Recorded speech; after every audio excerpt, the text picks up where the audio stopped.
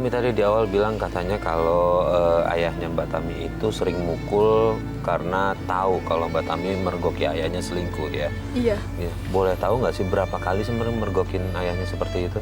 Sering, Mas. Sering. Nah, boleh cerita ke kita nggak apa sih yang dia bicarakan sama lawan bicaranya di telepon itu? Paling dia bilang lagi di mana. Dia nanti ketemu. Paling ya dia mau janjian di luar. Terus dia teleponan. Dia ada ya mesra-mesraan gitu Ada loh, Mas. bahasa mesra-mesraan, Iya. makanya di situ Mbak Tami yakin kalau itu adalah selingkuh ya ayahnya Mbak Tami ya. Iya, Mas. Oke, nah setelah tahu selingkuh tadi katanya ibunya diam aja ya nggak berani ngomong ya. Iya. Nah sekarang masih Sekarang status masih. pernikahannya masih tetap bertahan seperti itu ibunya Mbak Tami? Sekarang pas lulus SD ibu saya sama ayah saya sudah bercerai. Oh bercerai, Iya. siapa yang mengajukan cerai? Ayah saya nikah lagi sama selingkuhannya. Oke, yang mengajukan cerai siapa, ayah atau ibu? Ibu. Ibu. Oke, Pak Ustadz, sudah pernah juga saya tanyakan itu, mau ingin menegaskan kembali bahwa kalau misalnya istri itu bolehnya kapan sih dia untuk mengajukan cerai nih? Walaupun memang cerai itu sangat dibenci Allah ya Pak Ustadz ya. Kita tidak menyarankan pasangan suami istri bercerai. Ya. Tetapi ketika tujuan pernikahan tidak tercapai dan seorang istri tidak kuat menahan beban kehidupan berkeluarga bersama suaminya karena suaminya melakukan maksiat, suaminya bermabuk-mabukan, perangainya melakukan KDRT dan seterusnya, maka Islam memberikan yang disebut dengan emergency exit, jalan darurat. Supaya apa? Supaya ada menatap masa depannya menjadi yang lebih baik. Itulah yang dimaksud dengan at-thalaq. Meskipun tolak itu adalah sangat dibenci dan dimurkai oleh Allah, tetapi inilah pilihan ketika orang terdesak. Lah kalau suaminya melakukan tadi pelanggaran tadi, maka istri mengajukan namanya gugatan cerai. Inilah yang dimaksud dengan talahulu. Kalau suami ketika melihat istrinya itu melakukan selingkuh atau maksiat, suami menjatuhkan tolak karena atasnya. Lah kasus, mohon maaf, kasus keluarga Mbak Tami, ibunya tadi itu namanya talahulu karena ketika menyaksikan suaminya atau ayahnya dari Mbak Tami tadi yang melakukan yang disebut tadi perselingkuhan yang berkali-kali, tentu ini sangat mengingkari dari perjanjian pernikahan yang menjadi proses yang sakral itu. Oke, setelah bercerai pindah. Mbak Tami sama ibu pindah atau tetap di rumah itu, atau ayah yang pindah dari rumah itu? Ibu sama aku tinggal di rumah nenek. Tinggal di rumah nenek. Kemudian adik-adik sama siapa? Sama ibu. Sama hidup. Jadi semuanya ikut. Iya. Oke. Nah, setelah bercerai itu apakah ayahnya Mbak Tami tetap ngasih nafkah? Enggak, Mas. Enggak. Dia malah makin cuek.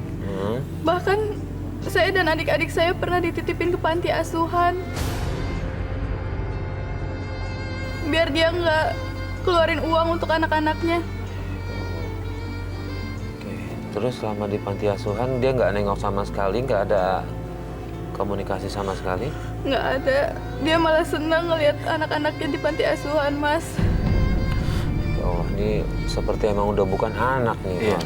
Padahal kan ada ibunya, ada saudara-saudaranya gitu, bisa dititipin, tapi ini kok dititipin di panti asuhan. Kasus ini Mbak, jadi ketika suami istri itu sudah mufaroqah bercerai dan suami meninggalkan beberapa anaknya pada istrinya, maka nafkah pada istrinya mungkin tidak ada karena sudah terputus. Tapi kewajiban nafkah kepada anaknya itu tetap. Nggak ada istilah karena bapak sama ibunya bercerai kemudian nafkah kepada anak-anaknya, nggak ada. Pengadilan di dalam kompilasi hukum Islam itu sudah dijelaskan prosedur semacam itu dan kewajiban-kewajiban orang tua yang sudah terpisah dengan anaknya dan hak anaknya kepada ayah handanya itu masih tetap melekat. Jadi kalau kasus tadi, inilah saya kira menjadi contoh buruk bagi ketika terjadinya perceraian dan kemudian tanggung jawab dari ayah itu ditinggalkan. Dan harus kita tegaskan di sini melalui forum yang baik ini pada para pemirsa sekalian, orang tua ketika sudah bercerai dan kemudian menghilangkan tanggung jawabnya dan anak, ingatlah ini merupakan dosa besar dan murka Allah nanti itu tidak hanya di dunia tetapi juga di akhirat. Mungkin ayahnya dari Mbak Tami mungkin merasa senang-senang saja dia tidak tahu, tapi yakinlah bahwa bahwa hukum ketetapan keadilan Tuhan akan berjalan mencari keadilannya ketika orang tidak mau menerapkan keadilan ketika kepada kewajiban kepada anaknya. Kemudian apalagi diletakkan di panti. Memang begini Mas Farid, memang beberapa panti asuhan di Indonesia itu memang mencari anak-anak atau dari keluarga-keluarga yang fuqara wal masakin yang tidak mampu, dan juga keluarga-keluarga yang model seperti ini. Tapi tidak boleh orang tua kemudian dengan senang tidak ada tanggung jawab. Sebab orang tuanya Mbak Tami ini kan masih ada kemampuan, ayahnya kemampuan sehingga terbukti tadi itu kan menikah lagi itu kan wujud ada kemampuan dan dia menghilangkan tanggung jawabnya. Saya kira ini adalah sesuatu yang sangat dicela dan dibenci dalam ajaran Islam. Iya, Mbak Tami. Kemudian setelah berapa lama sih di panti? 6 bulan Mas. 6 bulan. Setelah itu Diambil sama ibu. Ibu ambil, dibawa ke rumah nenek, begitu ya. Nah, setelah bercerai itu ibu menikah lagi? Iya, ibu sudah menikah lagi Mas. Menikah lagi. Terus gimana hubungan rumah tangganya ibu yang Mbak Tami tahu? Yang saya tahu ya sekarang masih baik-baik saja Mas. Masih baik-baik saja, alhamdulillah. Nah, menafkahi ibu berarti suaminya Mbak Tami? Masih. Nah, Mbak Tami sendiri gimana dari semenjak udah mulai tinggal sama ibu sampai dengan sekarang gitu, ada masalah apa nggak setelahnya itu? Saya diusir sama kakak tiri saya. Loh, kok baju aku ada di lantai?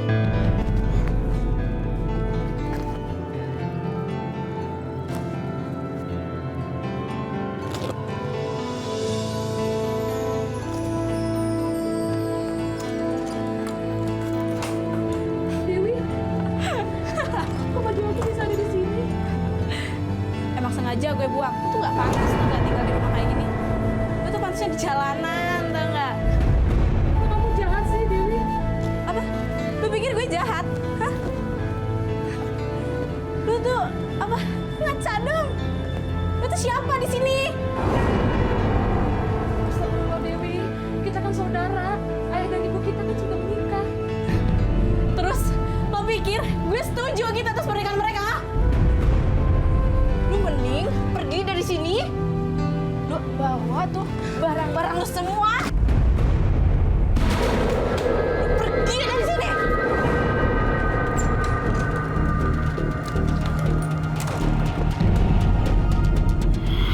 Oh, berarti bawa anak nih, suaminya ibu nih bawa anak ya? Iya, Diusir sama kakak tiri dari rumahnya Mbak Tami sendiri atau rumahnya mereka? dari rumah mereka. Dari rumah mereka. Kemudian reaksi dari ibunya Mbak Tami apa setelah tahu Mbak Tami diusir? Ibu nggak tahu Mas. Nggak tahu? Iya, ibu dulu lagi nggak ada waktu saya diusir. Baju-baju saya dibuang keluar. Terus dia bilang dia nggak suka kalau saya tinggal di rumah mereka. Alasan itu doang Mbak Tami juga atau termasuk adik-adiknya Mbak Tami juga? Adik-adiknya itu yang tiri, Adik tiri? iya kakak tiri. Oke, berarti Mbak Tami diusir. Nah, Mbak Tami bilangnya apa sama ibu? Kan pasti ibu nyari itu. Iya, alasan saya cuma bilang biar ibu nggak kepikiran saya mau belajar mandiri, saya mau merantau. Ya Allah, ini mulia sekali Pak Ustadz. Dia nggak bercerita apa yang dilakukan saudara tirinya. Dia bilang ingin merantau, cari uang sendiri gitu. Tapi sementara hatinya ini pasti berentangan karena dia tidak diterima nih sama saudara-saudara tirinya. Inilah saya kira resiko dari ketika terjadi broken home. Ketika terjadi broken home itu risikonya apa? Yang paling berat menghadapi ini adalah anak-anaknya. Nah, dalam hal ini Mbak Tami merasakan bagaimana penderitaan itu. Jadi ketika orang tuanya yang laki-laki menikah lagi dan di kemudian hari ibunya juga menikah lagi, maka otomatis anak inilah yang menjadi di persimpangan jalan yang tidak ke ayahnya tidak mendapat perhatian, ke ibunya juga akhirnya kemudian melatih mandiri, dan yang paling berat adalah pada adiknya yang terkecil. Jadi apapun keadaannya, para pemirsa sekalian, ketika menjumpai kasus-kasus yang semacam ini, bahwa hak-hak anak tetap mendapatkan perlindungan dan tetap mendapatkan pengayoman. Jadi jangan sampai kemudian anak yang sudah berat psikisnya tadi kemudian dihadapkan kepada beban kehidupan materialnya lebih lagi. Inilah yang kemudian orang akan menimbulkan traumatik yang berkepanjangan pada jiwa anak-anak yang ditinggalkan dengan kasus yang semacam ini. Dan inilah kenapa misalkan di Undang-Undang Perlindungan Anak itu memberikan warning keras dan hukuman keras misalkan pada tindak-tindak kekerasan orang tua. Salah satunya adalah untuk memberikan proteksi kepada kasus. Jauh daripada semua itu, Islam sudah memberikan bimbingan, aturan bagaimana dasar-dasar ketika terjadinya sengketa atau masalah semacam ini, apa yang dilakukan kepada anak, tetap pengasuhan anak itu menjadi kewajiban. Ya. Dan relasi berikutnya lagi Mas Farid, ketika sudah tadi ketemu tadi, nanti kan akan rumit itu. Mbak Tami dengan dari saudara tiri dari ibunya, saudara tiri dari anak. Lah ini juga nanti akan status tentang kemahraman seseorang. Jadi ketika sudah usia dewasa, tentang aura, tentang relasi dan seterusnya, ini juga lebih rumit dan mesti harus mendapatkan perhatian supaya tidak muncul kasus-kasus yang kemudian berhimpitan dan bertalian yang akhirnya kemudian semakin ruwet untuk diurai. Islam telah memberikan rambu-rambu yang detail dalam hal itu. Ya. Nah sekarang Mbak Tami tinggal di mana? Saya sekarang merantau sambil ngekos, kerja sambil kuliah. Oke, kerja sambil kuliah. Iya. Kemudian sepanjang merantau, sepanjang kerja dan sambil kuliah ini Mbak Tami ada komunikasi sama ibu? Kalau ibu paling lewat telepon. Lewat telepon. Jujur, saya juga nggak setuju kalau dia nikah lagi. Kalau ayah, dia ngajak ketemu, telepon aku. Pernah Tapi ngajak ketemu? pernah. Tapi saya nggak mau ketemu buat sama dia. Kenapa masih ada rasa marah di situ? Masih ada rasa kesal. Kenapa saya harus punya ayah seperti dia? Oke, Pak Ustadz, mungkin ada satu hal yang mungkin Pak Ustadz bisa sampaikan ke Tami. Seburuk-buruk apapun orang tua, kita nggak boleh sebegitu bencinya gitu Pak Ustadz. Ya, saya bisa memahami ya Mbak Tami ya, dengan beban yang dari kecil tadi sampai sekarang jadi terjadi akumulasi kebencian kepada orang tua. Itu mungkin dalam alam pikiran anak yang mengalami mungkin bisa difahami, tetapi Islam memberikan bimbingan tidak boleh melampiaskan kebencian yang seperti itu kepada orang tua. Jadi perlu dilatih supaya apa? Supaya bagaimanapun itu ayahnya Mbak Tami, suatu saat akan memerlukan. Dan kita hadir di dunia ini atas jasa orang tua, itu harus difahami. Apapun keadaan orang tua, itu masih menjadi bagian ini. Jadi kalaupun misalkan Mbak Tami belum bisa menemui, mungkin karena kasus, oke lah, bisa difahami. Tapi saya kira Mbak Tami yang sudah mulai dewasa seperti ini, pelan-pelan perlu menanamkan, menanamkan mulai bisa menghargai keberadaan ayahanda dan seterusnya. Kalau untuk secara fisik belum bisa menerima ketemu, oke, tetapi pelan-pelan ditanggalkan rasa kebenciannya. Itu sebab apa? Kebencian yang semacam itu menjadikan jiwa Mbak Tami tidak merdeka, jiwa Mbak Tami menjadi beban, dan ini akan mempengaruhi alam pikiran Mbak Tami sampai nanti ketika Mbak Tami mohon maaf sudah berkeluarga, itu akan terbayang-bayang, itu akan muncul lah. Inilah saya kira perlu dikikis untuk pelan-pelan berlatih. Yang kedua, bagaimanapun Mbak Tami sebagai anak punya kewajiban mendoakan. Doalah di tengah malam, bermunajat kepada Allah. Apa doanya? Doanya adalah memohon kepada Allah agar Allah membukakan pintu hidayahnya kepada orang tua. Karena kita nggak tahu, mungkin suatu saat kalau dengan doa Mbak Tami, anak dan saudara-saudara anak-anaknya, kemudian mendoakan mudah-mudahan Allah memberikan hidayah kepada ayahandanya Mbak Tami, kemudian akhirnya kembali pada jalan yang lurus. Pada saat itu kita nggak tahu, akhirnya kemudian disatukan oleh Allah lagi dalam jalinan kekeluargaan yang lebih baik, dalam suasana keagamaan yang lebih baik. Saya kira itulah bagian dari pintu-pintu rahmat Allah yang diberikan pada hambanya. Jadi tetap mendoakan. Selain itu juga Mbak Tami mendoakan untuk adik-adiknya dan ibunya. Ya. Mbak Tami, mumpung masih di sini, mumpung masih ada waktu, Mbak Tami ada yang mau ditanyakan ke Pak Ustadz atas kerisauan hatinya Mbak Tami? Iya Pak Ustadz. Iya. Apakah saya sudah durhaka, udah membenci ayah saya sendiri? Ya kalau kita, Mas Harid ya, kalau kita melihat di Al-Quran, memang Al-Quran itu memberikan rambuan ideal kepada bangunan keluarga. Misalkan di dalam surat Al-Isra ayat 24 itu Allah menjelaskan wa qadha rabbuka alla ta'budu illa iya wa bil walidaini ihsana. Tuhanmu telah memerintahkan kepada kamu, hendaklah kamu berbakti mengabdi kepada Allah. Yang kedua, berbakti kepada orang tua dengan sebaik-baiknya. Ayat ini tidak menjelaskan orang tua kriterianya seperti apa gitu. Bahkan kepada orang tua yang non agama, berbeda agama sekalipun, di surat Al-Luqman itu dijelaskan tetap bil ma'ruf, berbuat baik. Kalau dia menyuruh berbuat jahat, berbuat maksiat, kita mengucapkan kami tidak bisa mengikutinya karena ini bertentangan dengan agamaku. Jadi apa mananya? Mananya adalah perbuatan baik, berbakti baik. Orang anak kepada orang tua tetap menjadi kewajiban apapun keadaan orang tua. Salah satu kewajibannya itu adalah mendoakan orang tua. Jadi mendoakan orang tua apa? Mudah-mudahan Allah memberikan hidayah. Mendoakan orang tua ini adalah bagian dari diantara sekian birrul walidaini, berbakti kepada orang tua. Dan pelan-pelan Mbak Tami mulai pelan-pelan melupakan kebencian itu, mudah-mudahan itu mendatangkan keberkahan dan jiwa Mbak Tami juga tumbuh berkembang dengan baik. Yang kedua, kalau Mbak Tami mendoakan hidayah, itu bagian dari pahala yang Mbak Tami dapatkan atas kebaikan Mbak Tami pada orang tua. Nah, kalau untuk Mbak Tami sendiri ada harapan apa nih ke depannya kalau ingin memperbaiki diri? Untuk belajar memperbaiki diri lebih baik lagi, untuk belajar untuk membesarkan hati biar menerima kenyataan kalau semuanya emang sudah terjadi, Mas. Mbak Tami ada ingin memaafkan ayah gitu? Untuk saat ini saya belum bisa, Mas. Belum bisa. Tapi kalau menurut saya sih coba dulu dijalankan apa yang tadi Pak Ustadz bilang, nggak ada salahnya. Seburuk apapun orang tua, tetap orang tua. Yang harus kita lakukan adalah mendoakan dia untuk menjadi lebih baik, begitu Pak Ustadz ya. Jadi Mbak Tami, kita membenci orang tua bukan pada orangnya, tetapi pada perlakuannya.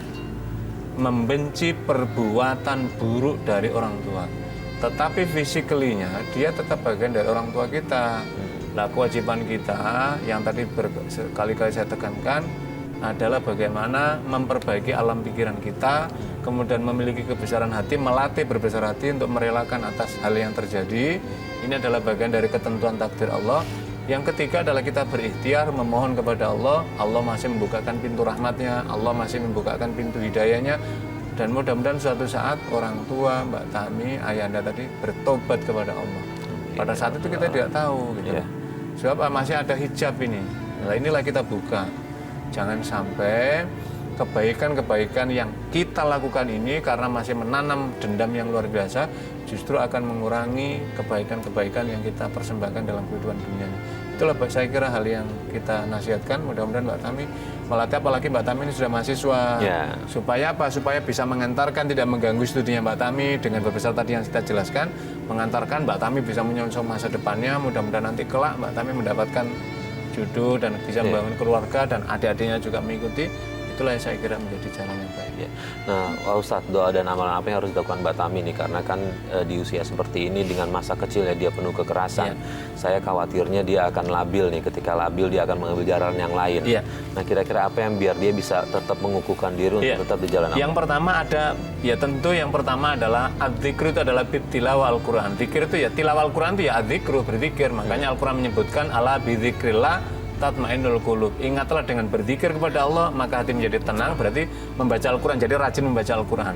Kemudian kan memang ada ayat-ayat yang sering kita tekankan, ayat-ayat pokok, surat Al-Fatihah itu dibaca berulang-ulang, sholawat kepada Rasul SAW, ayat kursi dibaca, surat yang terakhir, Qul Ahad, Qul A'udzu Falaq, Qul Binas, ini dibaca dan dilatih tilawah. Apa dilatih tilawah? Setiap selesai sholat bacalah beberapa ayat Al-Quran. Kalau nggak ada bisa selesai sholat minimal setelah maghrib sama setelah sholat subuh. Lantas berikutnya sholat sunnah, sholat malam. Kalau ada kesempatan waktu, badannya sehat, puasa sunnah itu adalah bagian dari cara-cara untuk membuka dan dimanfaatkan untuk pada kita. Yang berikutnya ada doa khusus yang diberikan oleh Nabi. Ya muqallibal qulub, sabit qalbi ala dinik. Wahidat yang membolak-balikkan hati, tetapkanlah hatiku lurus pada agamamu. Supaya apa?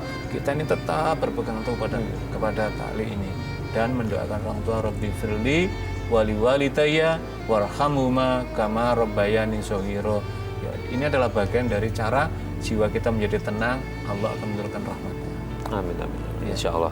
Baik, Mbak Tami, tadi apa yang disampaikan juga Pak Ustadz sih, saya lagi-lagi berharap Mbak Tami coba diamalkan, dijalankan. Memang nggak semudah apa yang kita omongkan, tapi kalau nggak mulai dari sekarang, kita nggak akan pernah bisa ketemu lagi jalan keluarnya. Ya, bismillah ya Mbak Tami ya. Terima kasih Mbak Tami sudah hadir di Tawakal dan mudah-mudahan Pak Ustadz kisah dari Mbak Tami ini bisa menjadi pelajaran bagi pemirsa di rumah agar tidak mengulangi apa yang Mbak Tami lakukan atau perbuatan buruk dari ayahnya Mbak Tami kepada keluarganya. Baik, terima kasih juga Pak Ustadz atas semua nasihatnya. Dan pemirsa, sampai di sini Tawakal. Terima kasih atas kebersamaan Anda. Saya Farid Hasan undur diri. Wassalamualaikum warahmatullahi wabarakatuh. Waalaikumsalam warahmatullahi wabarakatuh.